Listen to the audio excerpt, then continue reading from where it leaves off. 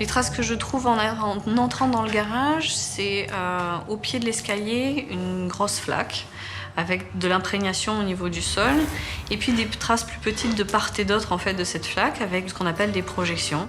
Quand on observe justement les traces de projection, on sait qu'il s'agit de l'utilisation d'un objet contondant qui a été à l'origine en fait, de la projection de ces traces. L'autopsie confirme que Marcelle Bouvard a bien été tuée par les coups qu'elle a reçus sur le visage. Il s'agit d'un objet contondant relativement lourd quand même pour pouvoir laisser ce type de traces.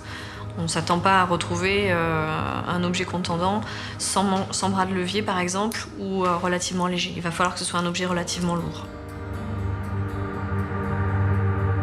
Les gendarmes fouillent la maison à la recherche de l'arme du crime sans la trouver.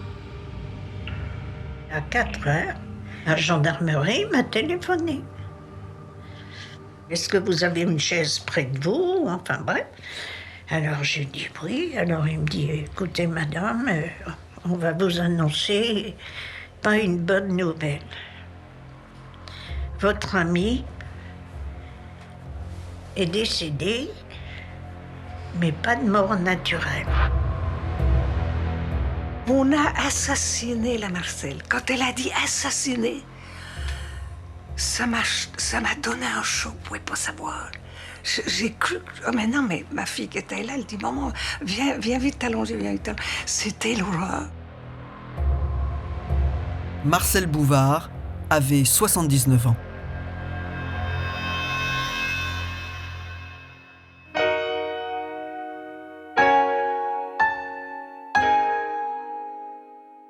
Aimé Vitnez, vous avez été le maire de Ladois-Sérigny. Est-ce que vous connaissiez bien Marcelle Bouvard? Je connaissais très bien Madame Bouvard. C'était une femme très chaleureuse, qui discutait pas mal, qui avait souvent des petites anecdotes à raconter. Donc, autrement dit, c'était une femme très bien. Elle participait à des activités Elle participait avec son mari, puisque son mari était appelé souvent à des manifestations du village. Donc elle participait. Et c'était vraiment un couple qui était bien intégré. D'autant que lui, il était natif du village. Elle était veuve depuis combien de temps? Eh bien, le mari est mort en 2002, elle en 2006, donc elle a été pendant 4 ans. Quoi.